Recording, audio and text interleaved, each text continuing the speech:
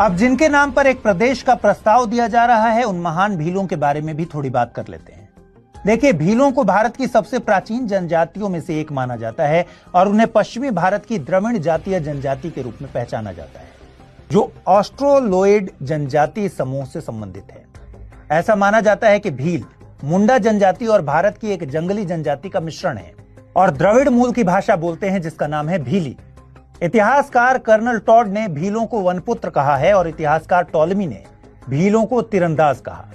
माना जाता है भील शब्द द्रविड़ भाषा के बील से बना हुआ है। इसका मतलब होता है धनुष। ये एक अच्छे धनुर्धर माने जाते हैं। देखिए, भीलों का अपना एक लंबा स्वर्णिम इतिहास रहा है। रामायण की माता शबरी भी भील थी और महाभारत में महान धनुर्धर एकलव्य भी। मध्यकाल में भील राजाओं की स्वतंत्र सत्ता थी। कई प्राचीन ग्रंथों से पता चलता है कि करीब 11वीं सदी तक भील राजाओं का शासन विस्तृत क्षेत्र में फैला था। 6ठी शताब्दी में एक शक्तिशाली भील राजा के पराक्रम का वर्णन मिलता है, जिसमें मालवा के भील राजा हाथी पर सवार होकर विंध्य क्षेत्र से होकर युद्ध करने जाते हैं। यहां तक कि मध्य प्रदेश के विदिशा जिले का पुराना नाम भिलसा था। क्यों? क्योंकि यहां भील राजा हुआ करते थे। बाबर और अकबर के खिलाफ मेवाड़ राजपूतों के साथ कंधे से कंधे मिलाकर युद्ध करने वाले भील ही थे। 18 जून 1576 को लड़ा गया हल्दी घाटी का युद्ध, जिसमें अकबर की सेना का नेतृत्व आमेर के राजा मानसिंह प्रथम ने किया था, जबकि इस युद्ध में महाराणा प्रताप को मुख्य रूप से भील जनजाति का समर्थन प्राप्त था। वहीं औरंगजेब ने जब उदयपुर पर हमला किया, तब 50,000 भीलों की सेना ने उसके खिलाफ युद्ध किया।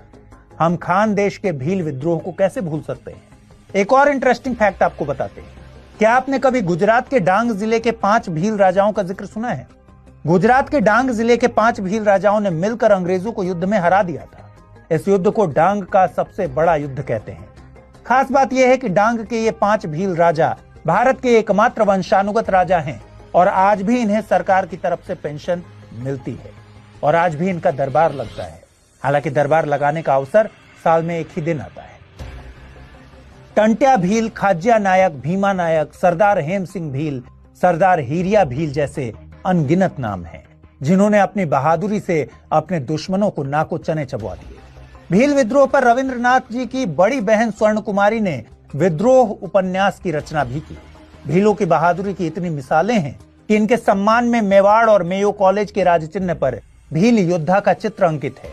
वहीं भिलंगाना क्षेत्र में भीलेश्वर महादेव मंदिर भीलों से ही संबंधित है। इसके अलावा कला के क्षेत्र में, गायकी के क्षेत्र में, खेलकूद में, समाज सेवा में, हर क्षेत्र में आपको भीलों का एक बड़ा योगदान मिल जाएगा।